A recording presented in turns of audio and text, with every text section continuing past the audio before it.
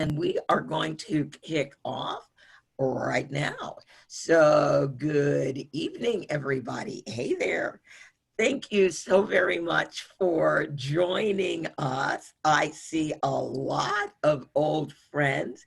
I see some new ones, and I see some friends that I just haven't officially met yet. So I'm so delighted to meet you.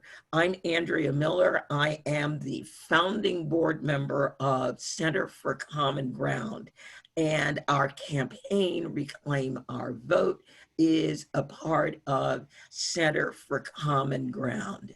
So let me just go figure out, there it is, which PowerPoint I'm going to use tonight. I'm going to use the little one so I can spend time just talking with you. Now, Center for Common Ground is a 501c3. That means we are nonpartisan. We do not support candidates, nor do we support parties. We support voters and making it easy / possible for them to go out and cast their ballot in the upcoming election. Our mission is a very simple one. It is to empower underrepresented voters. And we define underrepresented voters as, at this moment in time, voters of color. Voters that are, oh, you know what I'm going to need to do?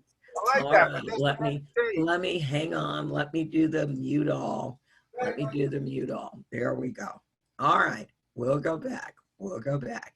We define voters of color as voters who are Black, Hispanic, Asian, and also Native American. We run 2 campaigns, Reclaim Our Vote, that's the one that all of you know about. And then we run a bigger, broader campaign called Let Me Vote, Getting Voters in the Door, Count My Vote. So making sure that once a voter has cast their ballot, that ballot will be counted as cast. That means periodically I sue boards of elections.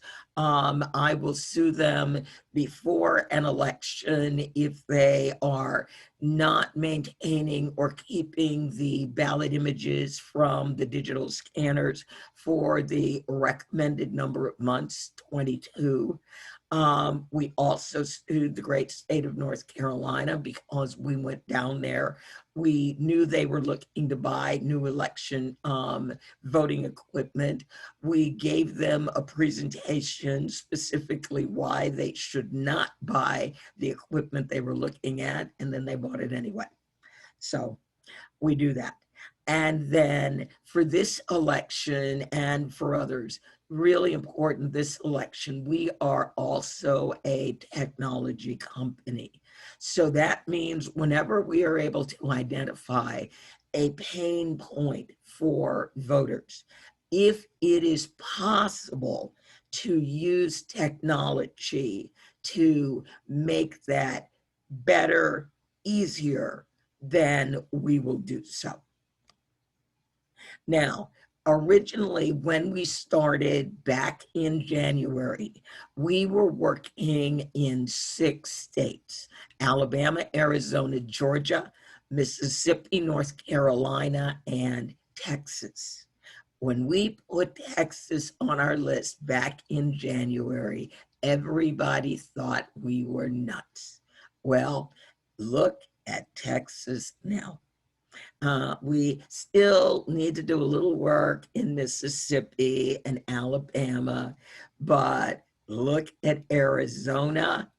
Georgia, that is going to be one incredibly interesting race because Georgia has not 1, but 2, count them, 1, 2 Senate races.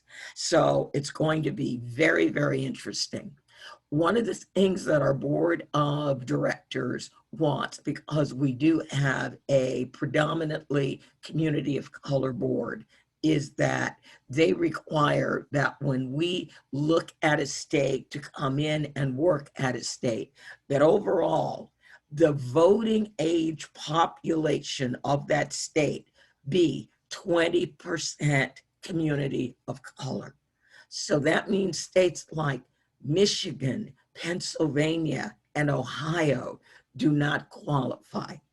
They have a few large cities that are well over the 20%. But when we look at the overall population of the state, they don't come anywhere near the 20% that we require, because our mission is to empower underrepresented voters. When we look at Wisconsin, in spite of Milwaukee, Wisconsin is 6% community of color. So I wanted to get that out of the way right away. Why aren't you working in Wisconsin? Because now, when we originally started, we expected to have between 4,000 and 6,000 volunteers. We have more than 20,000.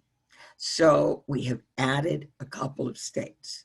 We have added Florida, and we have added South Carolina. I spent a good part of the day having emails back and forth with the South Carolina Board of Elections. One of the really critical things that it's really important for our volunteers to know is people occasionally say, oh, your scripts are kind of boring, and why do you say this, and why do you say that, or why don't you say this? And the answer is our attorneys wrote our scripts. Our scripts are State Board of Elections legal. So when we're doing voter registration, as we have done in all these states, we will never tell a voter to re-register, because if our information is wrong, and it can be wrong because not all county boards notify the state in a timely fashion. In many of our states, if a voter is already registered and they re-register, that is a class 1 felony, for which point they can be imprisoned and will definitely not be able to vote. So we never on voter registration go farther than telling a voter to check their voter registration status. The other thing that we do with our voters is we always give them only county registrar information, because in some of our states, the State Board of Elections is definitely the enemy. They are not the friend of minority voters. So we always give them county Board of Election information. Now, one of the other interesting things that we have discovered is there are many Republican election officials in counties in our voter suppression states that are very supportive of voting, and they have very quietly gone out of their way to give us lists of voters that have been purged from the rolls. So again, we always give county information regarding voter registration, because it is counties that really control in most states that information. So again, we're just kind of going through things that we're hearing from new volunteers so that you get a chance to understand there is a reason why we do things the way we do, because it's legal, it protects us, and it protects the voter. Most of you, if you are doing postcards, you have seen our postcards. We decided to design our own line of postcards because we wanted something that would be visually appealing to voters, to make the voters see that postcard and go, what is this? That has really worked.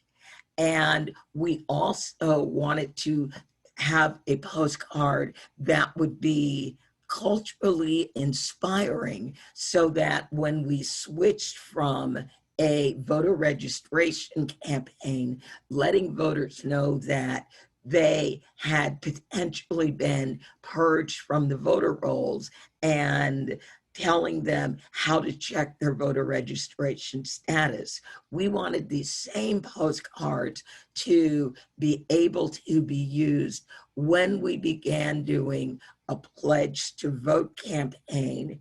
And very soon now, we're going to be switching to a get out to vote campaign. We are driven very much by what is going on in the boards of elections and what information they are making to voters now. COVID-19 has thrown everybody way off. So most of our states have not even begun to announce their early voting locations. 5 of our 8 states, Arizona, Florida, Georgia, North Carolina, and Texas, all have early voting. 5 of those states also use vote centers, which means people can vote anywhere in the county. So we are waiting for those centers to be released. The state of North Carolina is the first state to put out a list of close to 90% of the early voting locations for the counties. So in North Carolina, we've got a very, very strong phone banking campaign running where we can now give voters a link. Here is a map to all the early vote locations in your state. And for those who aren't on the internet, we always give them the phone number for their county registrar. So we are very, very deliberate and intentional in everything we do and in everything we say. Now, with that said, so far, actually, let me get the new number. As of last week, we had sent 4.8 million postcards. Let me update that number. I didn't update my slide. This week, we had a new record. We sent out 565,000 addresses, so that we have now sent 5.4 million postcards to voters in our target states.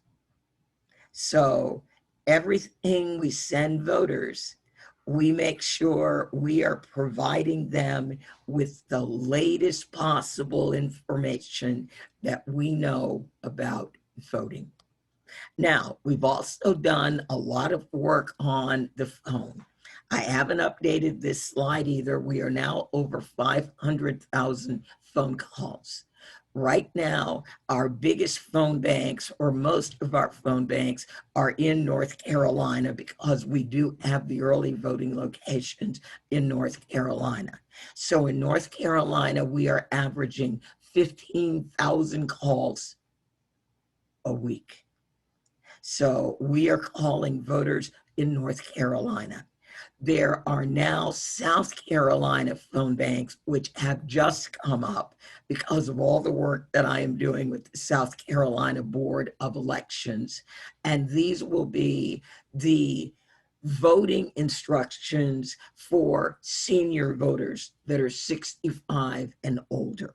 So when you're sitting there with someone from the Board of Elections in South Carolina and you're working together and you realize, oh my gosh, I'm actually working out a script of what we're going to tell voters. Okay, I think we're ready to bring that phone bank up.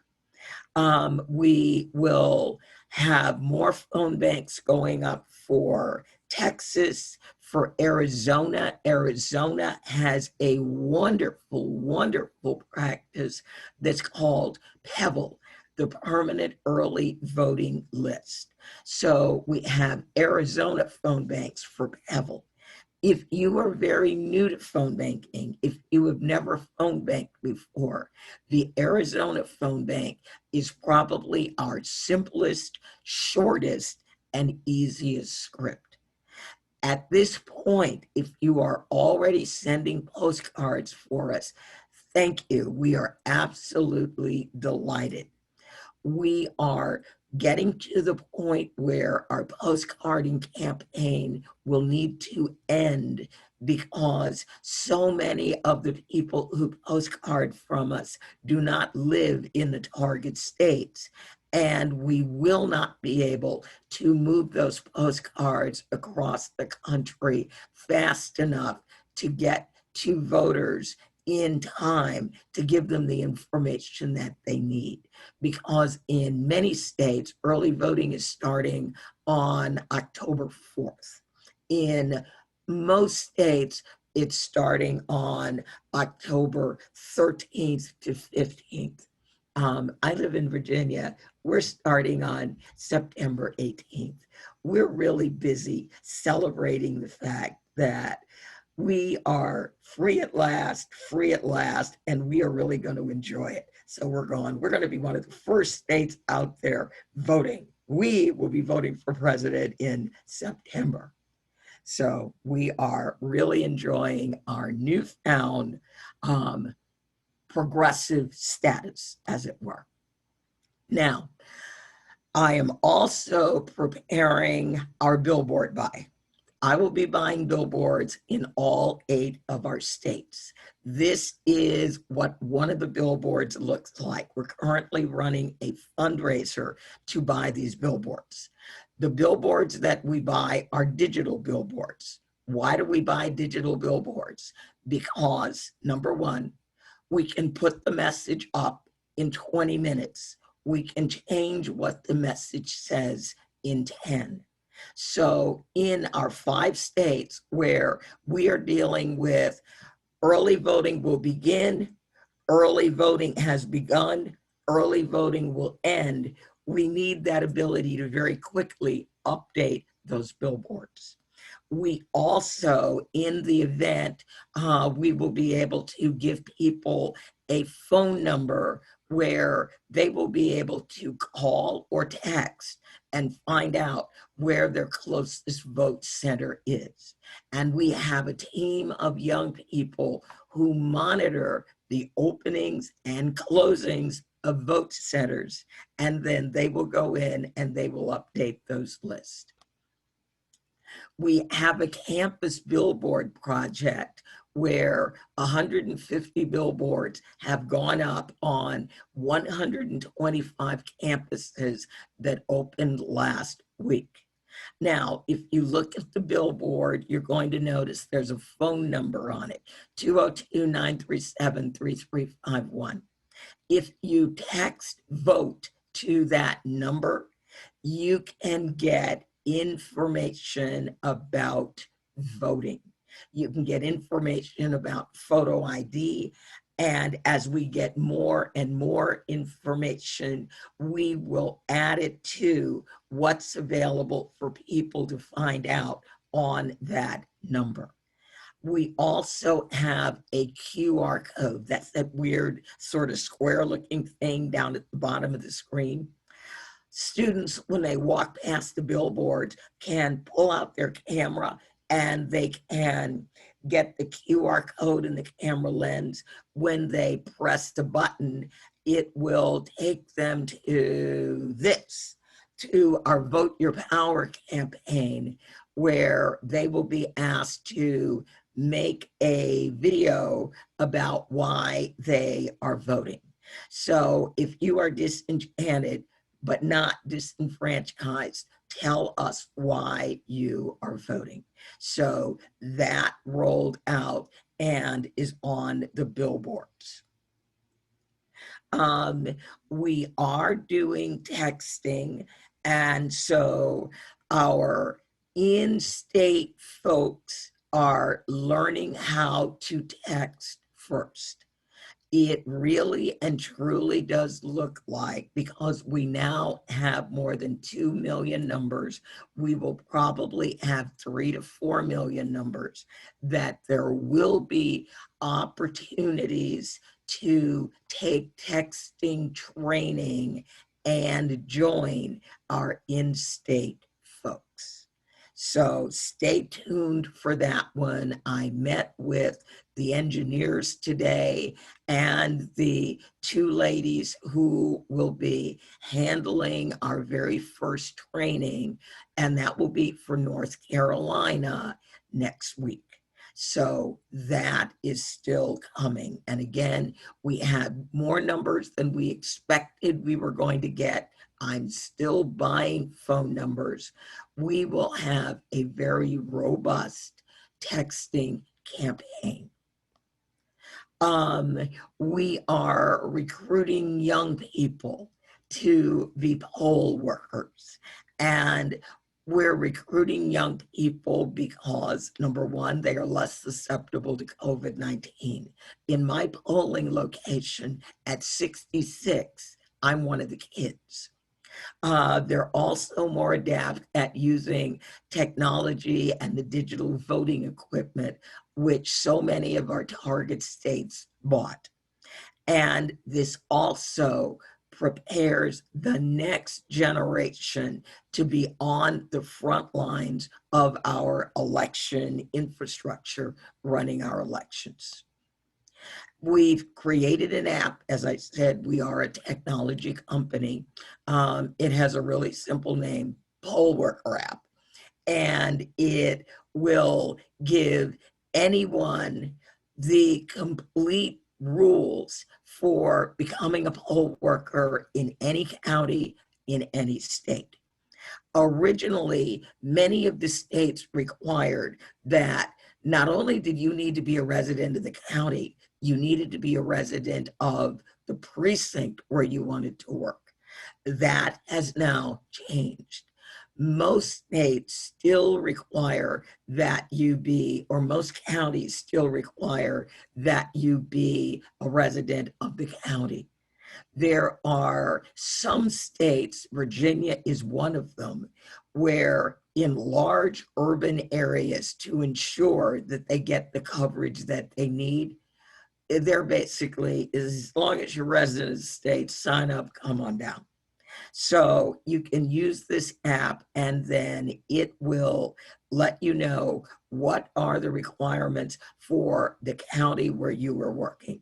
And when we are talking about poll workers, we are talking about the people who work inside the polls, who run the poll books, who greet the voters. These are paid positions.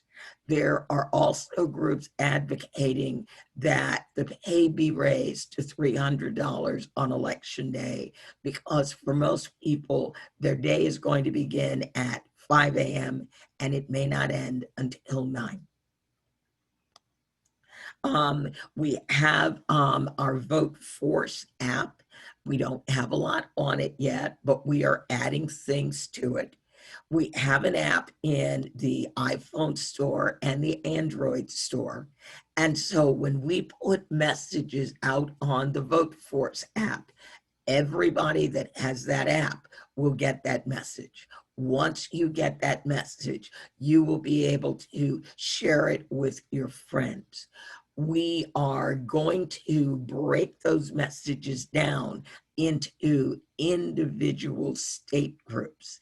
And then when we do that, we will be able to post state-specific messages. Right now, our messages are generic. They're generally good for the entire country.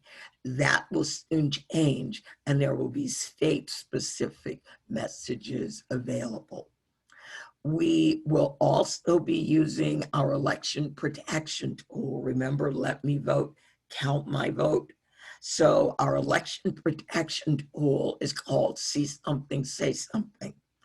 What we've done with See Something, Say Something this year is we have added a feature where people can take a short video or they can take a photograph and they can send that along with their post about the election problem. All posts end up on a map of the United States, so that when we look at the map, we can tell, are we looking at an isolated incident, or are we looking at a systemic problem?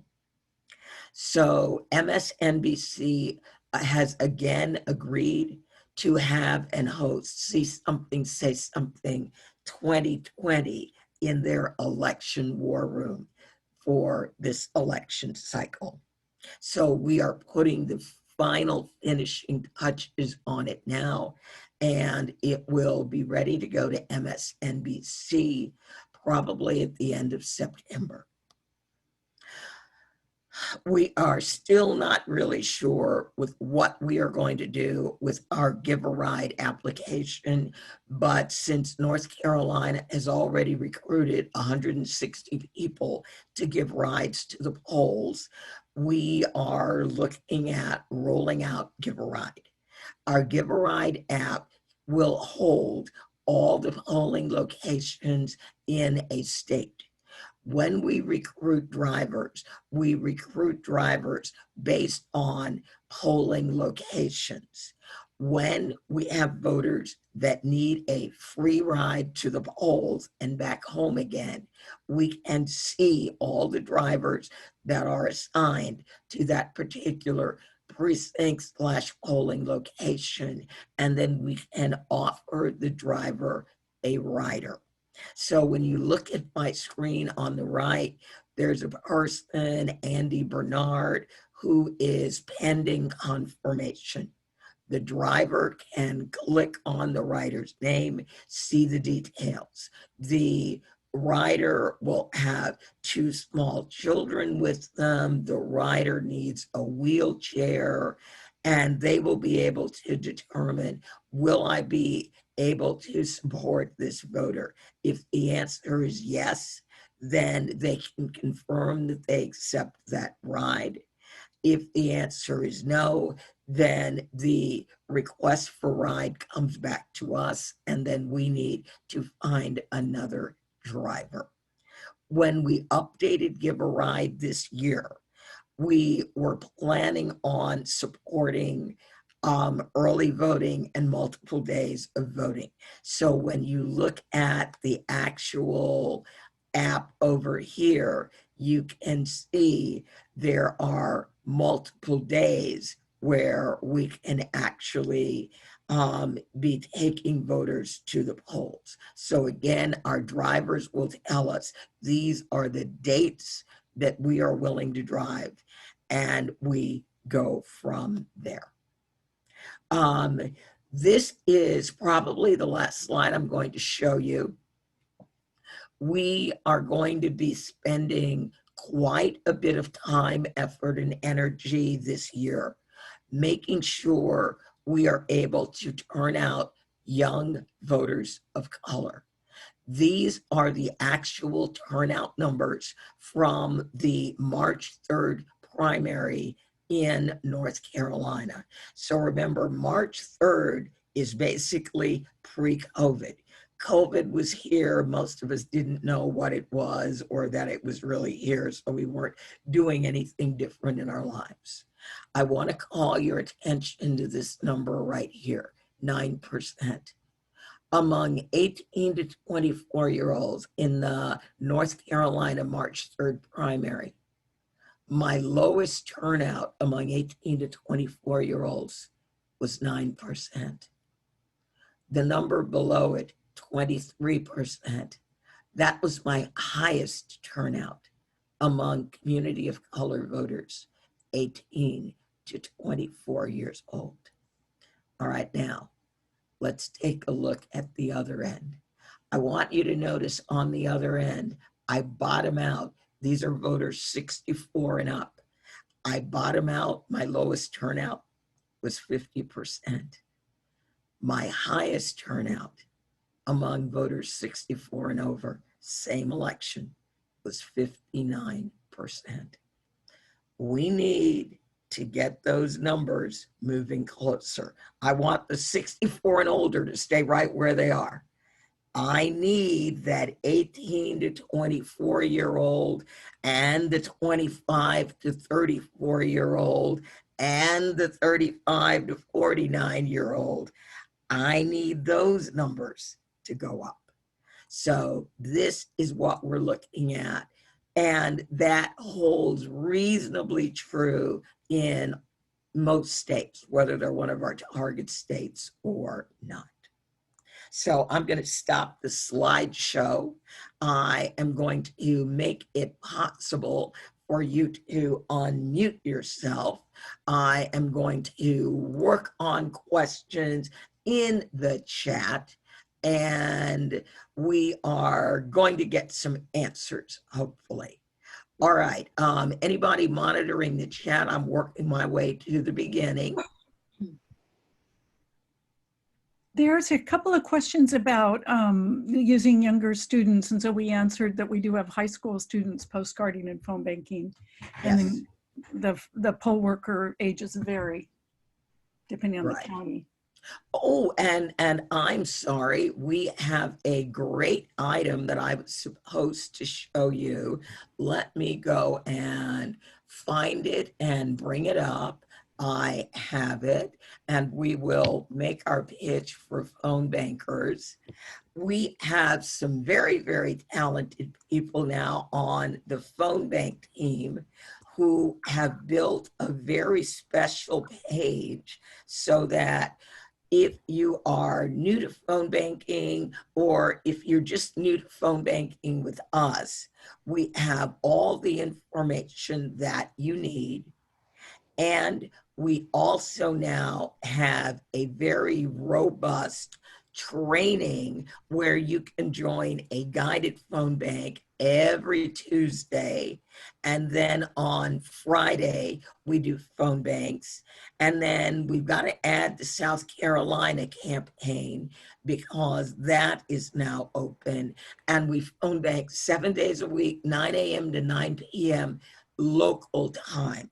So that means all the East Coast phone banks are now closed, but Arizona and Texas phone banks, because they're on Central and Pacific time, are still up. And if you have special phone banks you want to let us know about, then we will post them under our either special events, normally that's me, or our calendar. If you'd like to invite other volunteers to join your organization's ROV phone bank, then we maintain a calendar right here. And there's a question here, and I love this question. How effective is phone banking?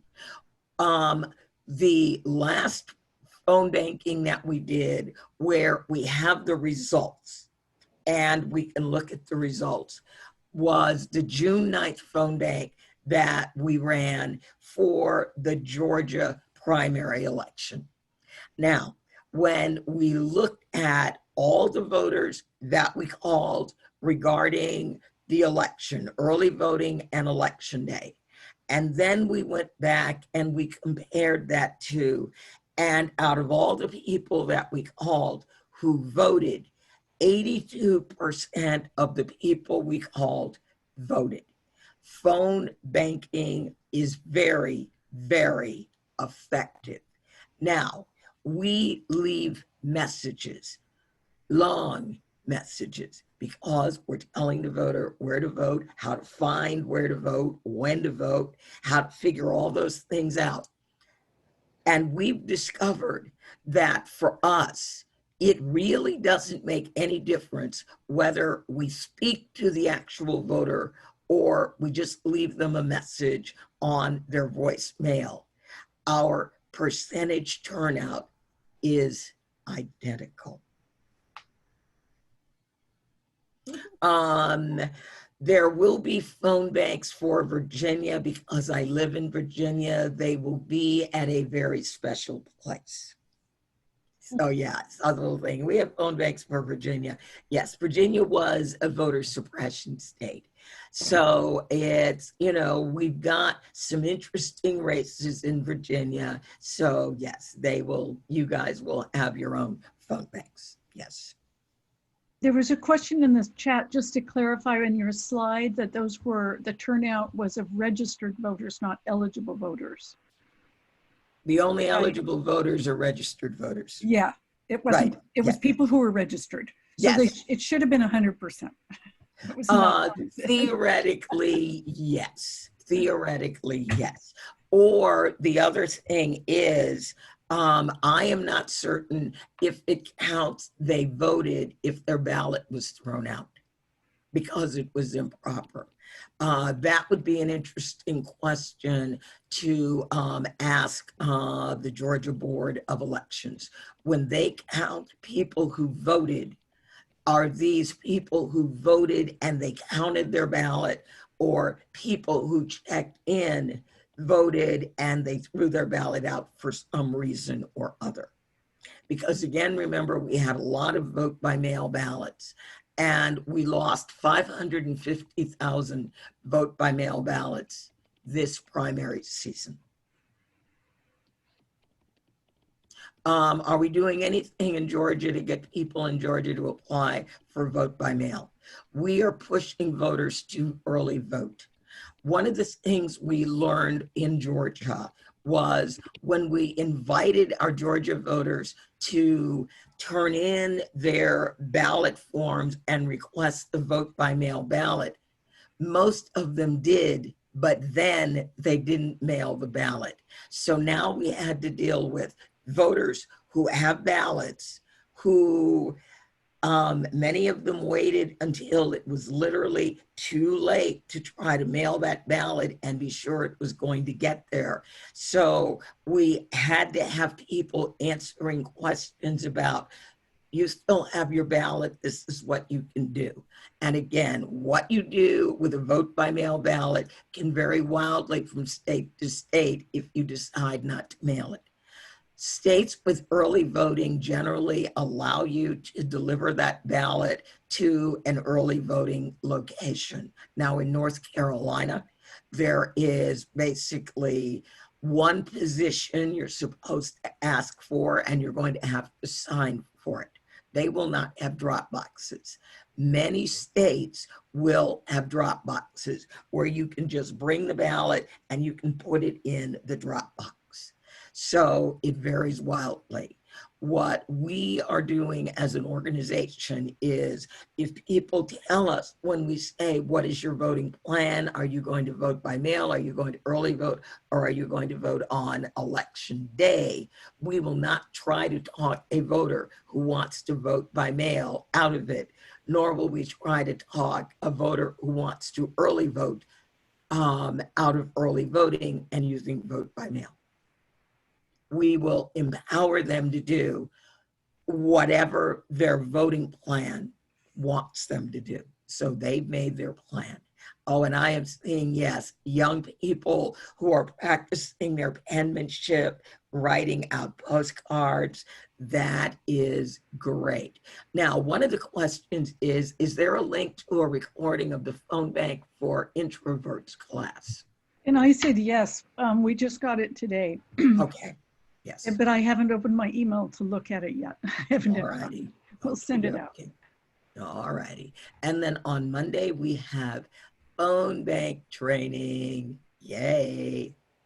Okay. For phone banking this weekend, what states and counties? We normally say when you're phone banking, if you reach a county where you're getting a lot of wrong numbers or you're not getting any answers, try another county. We've done that in other phone banks, and then suddenly you get a very rich county and it's like everybody is answering their phone. Now remember, we are calling community of color voters. A great day to make phone calls normally was Sunday afternoon. People are now reporting that, due to COVID-19, you know, Monday through Friday, all days are kind of sort of equal. We never know what we're going to find when we start calling a county. Um, North Carolina, we've had a lot of good luck. South Carolina phone banks just went up. Um, that could prove very, very interesting. These are phone banks for voters 65 and older because they can vote by mail, they can in-person absentee vote, or they can request curbside voting on election day. Every state has different rules about who will be able to vote by mail or in-person absentee. South Carolina's rules are potentially going to be changing because the legislature is coming back into session in another week, and voting rules will be one of the things that they will be looking at, because South Carolina, like North Carolina, does have a signature and a witness requirement for a vote by mail ballot. There's a question about when the Georgia phone banks will go up, the new ones. I am looking at, Georgia has not announced any of their early vote locations. So I am hoping and really want to have early vote locations for at least a couple of counties. And the counties that I have looked at have not announced yet. So that is really what I'm waiting for Georgia, because I would really like to be able to do some early voting phone banks. Vote by mail in Georgia was a disaster. I don't know that our voters are really going to want to be part of that vote by mail disaster. We ran a hotline, and the majority of the calls to our hotline were, I ordered my vote by mail ballot and I didn't get it.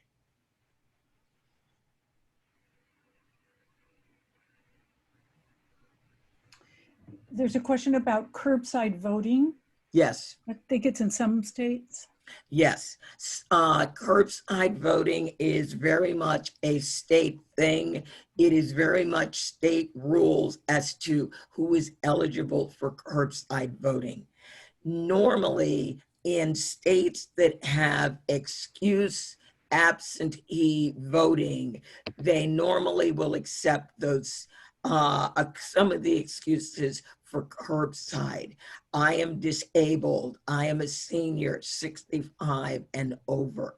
And I'm saying normally, I have not spoken to the boards of elections in North Carolina about what they are doing with curbside voting. South Carolina has assured me that every polling location will have curbside voting.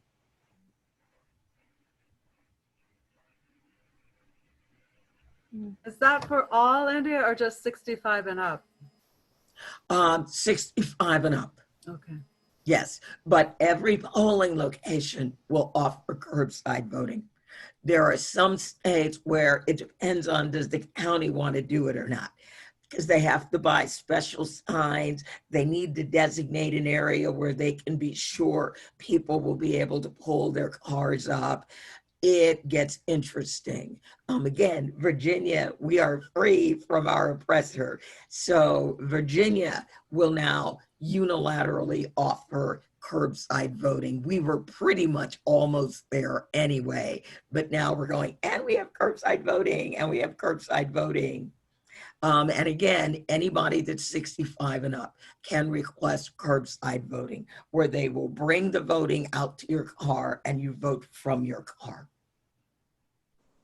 So we like that in South Carolina, we would be able to offer senior voters 3 ways where they would be able to vote safely. I'm thinking Texas is probably going to be very similar. So again, Texas will allow seniors to vote by mail, 65 and over. we are not going to get into what will the courts decide, and then a higher court will undecide, and then they will decide, and they will undecide. We will remain with 65 and over for the Texas vote by mail, simply because been there, done that, saw the movie, starred in it, came out on the right side.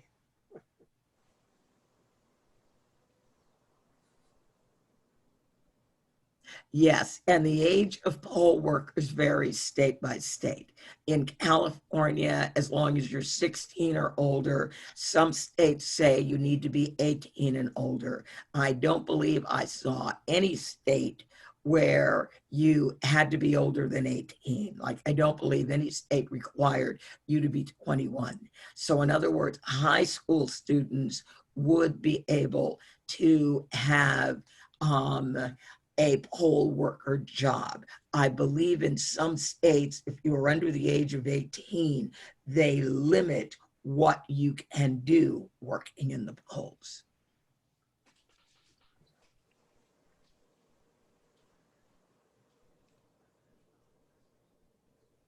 And I think we answered that. Younger teens can certainly volunteer. Yes, we've had middle schoolers writing postcards.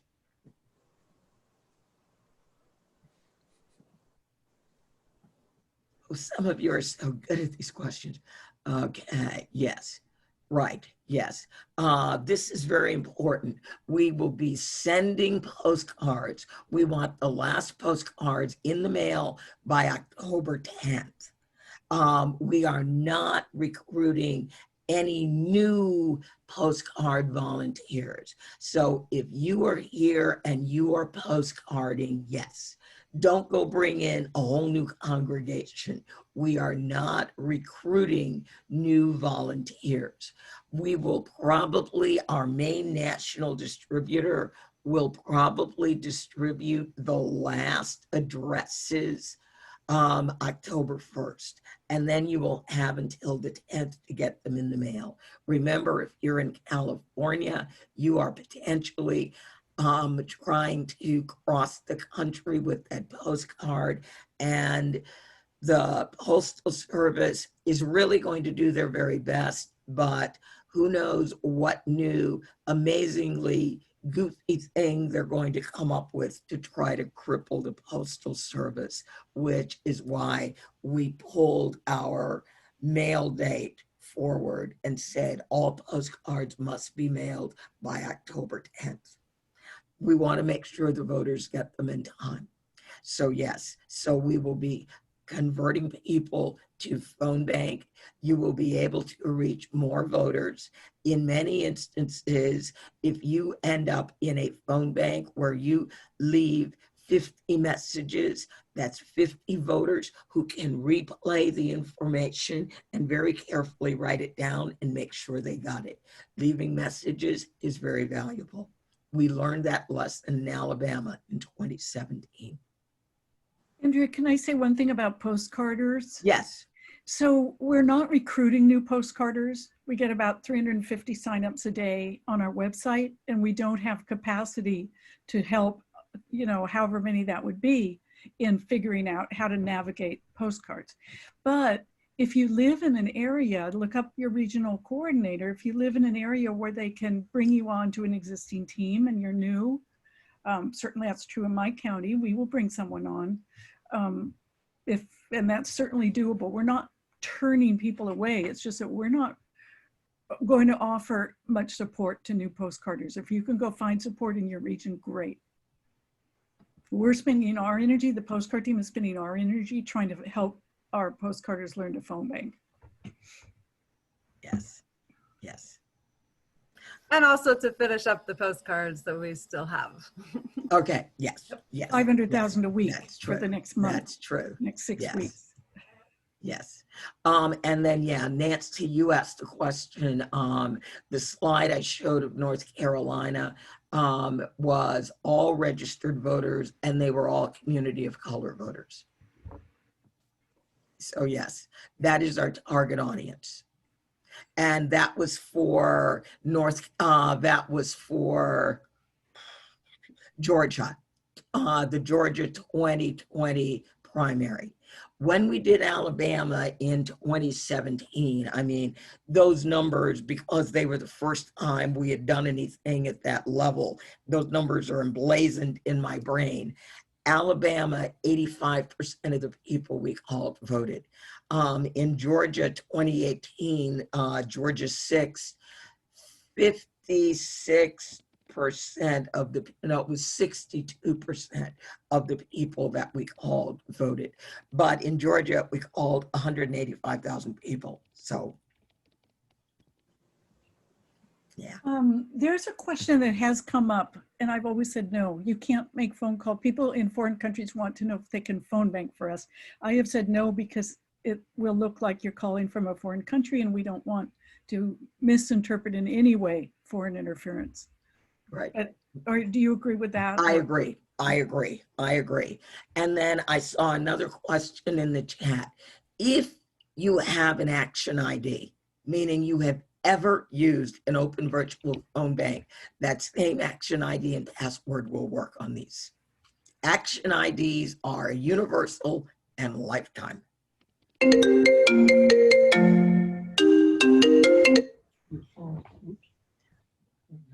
Yes, yes, yes.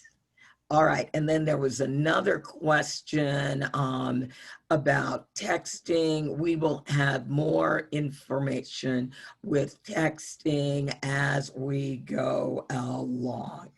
So the very first training will start on September 11th and 12th. We're going to do day one, getting people started sending texting. Day two will be replying to texting. So when you reply to our text, we require that you really be comfortable with the laws and the rules of elections in that particular state, because you will have some predefined responses, but we often get questions where we don't really have a response that fits it. So you really need to understand what is going on in that state. And what do we want to tell people? There was a question, did we answer it? Maybe Meg, how do you get started on phone banking if you are new? Yay! You go to the website, you watch the video, you read the guidelines, and you sign up for a training. Although maybe you don't need it because you watch the video. Sign up for a phone bank or do it from home. Right. We kind of advise real newbies to come to the Monday training, even though they have viewed the video, if you can. All right, great. All right. Okay. In North Carolina, may we bring a completed mail-in ballot to the County Board of Elections office? Yes, and you may also bring it in to early voting. Yes. Are we still calling rural North Carolina, or is that over? We are calling the entire state. So yes, we normally try to focus on rural because everybody and their brother wants to call Charlotte and Raleigh-Durham. And that's how we lose elections. We ignore rural. So rural is going to get billboards, because a lot of times in rural, we find that we either A, don't have a phone number at all, or B, it's an old phone number and it's bad. So in rural areas, billboards go up, 17 feet high billboards. And are we encouraging voters to hand deliver? Our voters are going to want to hand deliver and not put their ballot in the mail. So yes, we will work with that. And then can you explain what it needs to need a witness for an absentee ballot? in North Carolina, in most states, if you are voting absentee, you must sign either the ballot or the envelope.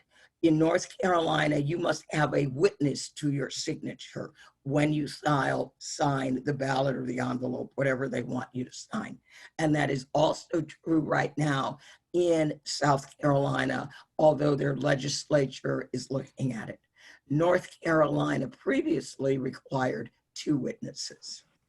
Can the witnesses be a spouse or a member of your family? Do I have to be Yes. totally separate people? Yes, a witness may be a spouse, a member of the family, a neighbor. It simply needs to be not a me, myself. It needs to be some other human. So yes. So I'm a little confused. I've listened to the training and I remember the stuff about of identifying people as Miss So-and-so and all of that. But I don't really know what the next step is. Well, are you wanting to phone bank? That was my inclination, yes. Yes. All right. Well, we've got our phone bank member of our phone bank team here. So have you gone to training? Well, I've listened to the video. I don't know that I had any other training. Do you have an action ID? Yes, I do. I've been calling Philadelphia regularly, so I have an action ID. You're not calling. Oh, okay. You've got an action ID. Then you are going to Nirvana, get this gentleman's email address and email him, because his action ID will work on our system. Right. My email address, by the way, is right there on my name. Yep, I saw that. Yes, thank you, sir. Thank you. What's your name, sir? My name is Alan, A-L-A-N Weinstein. Oh, okay. Hi, Alan. And I I'm will coming make sure I to you email from you. Washington, Hey, D.C. right, Nirvana, his email address is right there on the screen. Got it. Great. All right. Yes, your phone numbers show up when you phone bank unless you use Google Voice. Yes. And that is for when you are phone banking. Yes, your phone numbers show up. We are doing no texting now. None. Nothing. There will be 0 texting until we know where the polling locations are. So North Carolina, we are waiting for 19 counties for the Board of Elections to tell us where they vote. And then North Carolina will be the first state to start texting. So we will begin no texting until we know where people vote. We provide information to people. We do not ask them to vote when we have no idea what to tell them. And then also, we will normally be mapping all early voting locations, and in states that have drop boxes, we will overlay the drop boxes with the early voting location. And in some states, we will be the only statewide map of where the vote centers are located. There was a question about focus on Florida and Texas. I know we have phone banks and postcards in Texas and phone banks in Florida. In Florida, we currently have voter registration phone banks up. We do have a couple of counties that have announced their early voting locations. Miami-Dade is large enough. I do not have enough expertise right now with Florida voting law, so I am waiting for our attorneys to brief us. So any state where we have phone banks, that means I am comfortable going toe-to-toe with the Board of Elections, fighting about what we put in our scripts and defending it. Until I can do that, that turnout GOTV script can't go up, because now I spend a good deal of my days talking to boards of elections. I have a friend who's interested in doing work in remotely for Florida. So whenever you send me, whatever you're going to send me, if you could send me a link to give him for Florida, I would appreciate that as well. And he has his action ID as well. He's been phone banking with you, or No, phone banking? I don't think he's done phone banking before, so he probably does not have an action ID. All right, and he may need to go to training. So when Well, you get send me the link that he needs to do to get started to work in Florida. all right, Nirvana. I'll do that. Thank you. Yeah. And we will send an email to everyone who RSVP'd with some of these links and so forth and some of the questions. Yeah. There is a question, can you sign up now for the 9/11 and 9/12 text training? No, that is limited to if you are from North Carolina, yes. And then we will do another training the week after. So we're going to get people in North Carolina going first. Then we have 700,000 numbers in North Carolina. We know they're not going to be able to text them all up. So they're going to need help. So we will then begin bringing in other folks to do the texting. And we are dividing our list between millennials and Gen Zers, 18 to 28, and then we'll have 29 and over. I have a question about the Texas phone bank. My name is Robin. Hi, Robin. I'm interested that I didn't realize your scripts were so, proscribed by the legalities. And I'm finding when people answer the Texas and you say, I'm calling on behalf of Reclaim Your Vote, they have no idea what that is. And so my inclination is to try to at least give a few words about what we do, like connecting voters to voting information or something like that. But I'm not sure how much off the script I can go. I like that. I'm not seeing the attorneys going berserk over that. Adding a little line, let me roll that past the script team because yes. Yes. All right. I will. We're working on those tomorrow, Andrea, Okay. and get them in front of you soon. Very Okay, 'cause, good. you know, when you say you're from the NAACP, I mean, everybody knows what that is, Right. but we're not as well known. Right. Exactly. Thank you. Thank you. Yes. Now, your calls, do the phone only answer when for people that are already picked up, or do we get a lot of no answer calls? We get a lot of no answer calls and we leave messages. Oh, you do leave messages. Okay. Oh, yes, we most definitely leave messages. We are not selling parties or candidates. We are giving voters information. So we leave messages. So the script tells you what message to leave? Yes. At the bottom of the script, there is a voicemail message that tells you exactly what to leave on that machine for the voter. And one of the other things I will tell you is that when we leave a message, we say, hi, my name is, I'm a volunteer with Reclaim Our Vote. This message is for, and then we give the name of the voter. Right. So that if that person no longer lives there, the other person can say, oh, okay, that message isn't for me. And then we even leave the message if someone with a different name answers the phone. For instance, on our home phone, if someone called for Rick, I'm the one leaving that recorded the voicemail message. So we tell people, we are not the relationship police. It is not our business who is living with whom and who recorded the message. We're going to just leave our message for the named voter that we are trying to reach.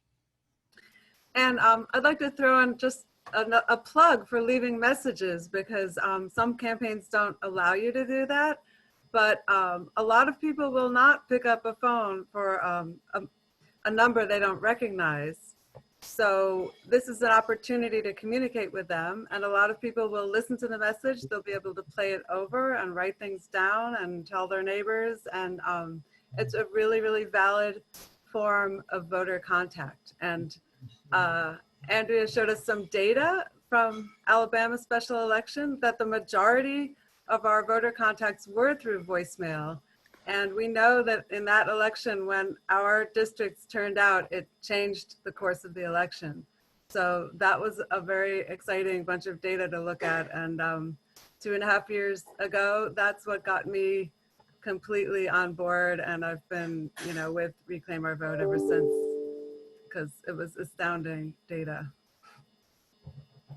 I'm putting a link. There is the training video for phone banks we'll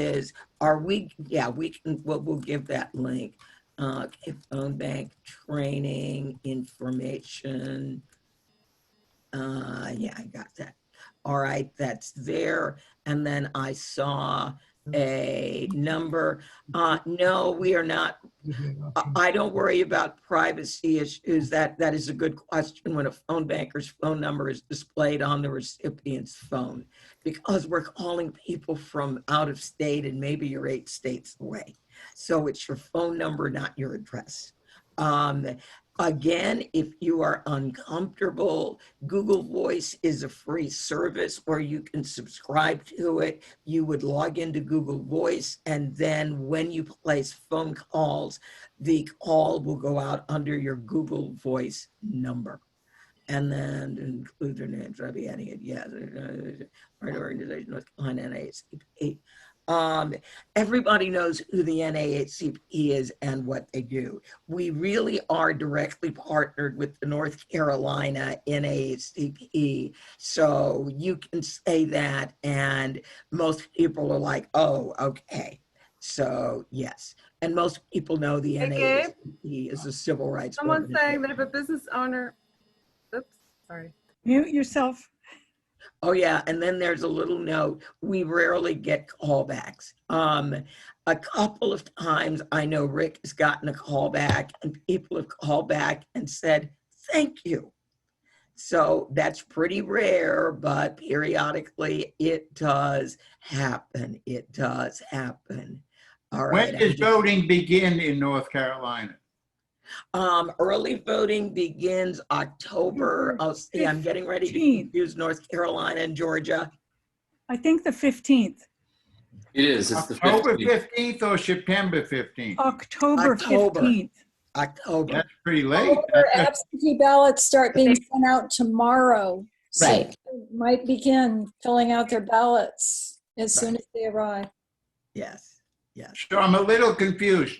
Do people have to request a ballot or does that get automatically mailed? It to them? varies state by state. What So about in North Carolina? Georgia, they have to request. In other states, it automatically comes. In North Carolina and Virginia, a third-party organization sent ballot request forms to many voters, which has caused a problem. The issue with voting is that every state has different rules about everything. So what is true for one state is not necessarily true for the state next door. Okay, but in the case of North Carolina, do people have to ask for a ballot or do Yes, they get we automatically must mailed? request it. Yes. And the script tells you how to tell them to request it. We do not push for vote by mail in North Carolina.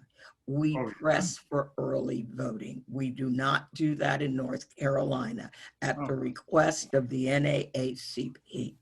So in North Carolina, we're supposed to encourage people to go Early vote. early to the polls. Early vote, yes. And Yes. that starts on October, what was it? 15th. Yeah. October 15th. And so they basically have like 3 weeks to vote. That's not a long time. Well, most of us in the old days, we got one day.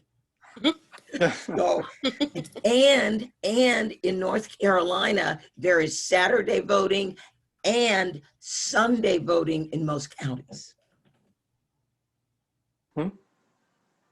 Oh, yes, and there was an interesting question I saw. What do the Board of Elections want to discuss with me? Generally, they want to investigate me, sue me, tear me limb from limb, any combination of the above. They want to know why all these voters are bothering them about their voter registration status. So it can get interesting. Now, when a voter goes to vote in North Carolina, do they need anything more than their driver's license or normal ID card? Do they need some kind of voter registration card or some other kind of card? No, North Carolina is not a photo ID state. So they don't have to bring anything, not even a driver's license. There are different rules for first-time voters. Photo ID and voter ID are two totally different things. It gets a little hinky. If you just moved, then it's a good idea to bring something. If you've lived in the same place for a long time, you're fine. It's odd, but they are not photo ID the way South Carolina is, or Alabama, or most of our other states, where we tell people, don't forget to bring your photo ID. And I think it's important to know too that whichever state you're calling, there's a page where the phone banks are. It's a website, and it has a map of the state, and it has all this information about voter ID and all the rules. So we don't need to cover it here. Everybody's calling a different state, and the rules are different in every state. But it will be on your state page. So North Carolina does have it on its state page. We are running a bit over, so. Yeah, and then I'm going to answer one last question. And there was a question, is it better to get a Google Voice number? People nowadays tend to not answer phone numbers that they don't recognize. So they're not going to know your number. They're not going to know the Google Voice number.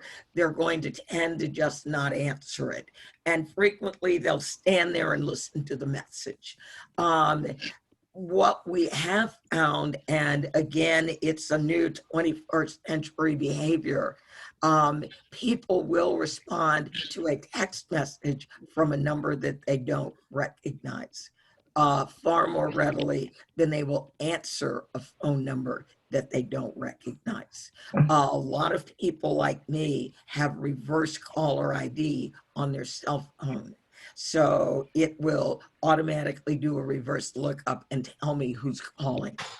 It's just 21st century behavior. That is why it is so important that we leave messages so that people know why we were calling and have that information at hand. I mean, we have had some people say, oh, we got that call and I saved that message for a week. You know, I wouldn't let my husband erase those messages. I held on to that message. It's like, well, you could have written it down. And then I guess when the people just save the message, that's fine. All right, we are way, way over. So thank you very much. Andrea, real quick. We also have another video that has to do with, it was Pastor Ron and, what's his name? Charlie Verone. And if you email me, I just put my information in the chat. We can get it to you as well. It's kind of sort of what the introvert, but along a different line. So please feel free to email me and I can get it to you. All right. Is that the human to human? Human to human, that's what it's called. Okay. Yes. So Yeah, probably- I can put that link to Nirvana in the follow-up email as well as the introvert. Thank you very much. Yeah. And all of you will be getting a follow-up email. All the links you need. Exactly. The human And to human thank you. event was excellent. Oh, thank you. Thank you very much. Great. All right. Good night, everybody. Good night. Good night. Thank you.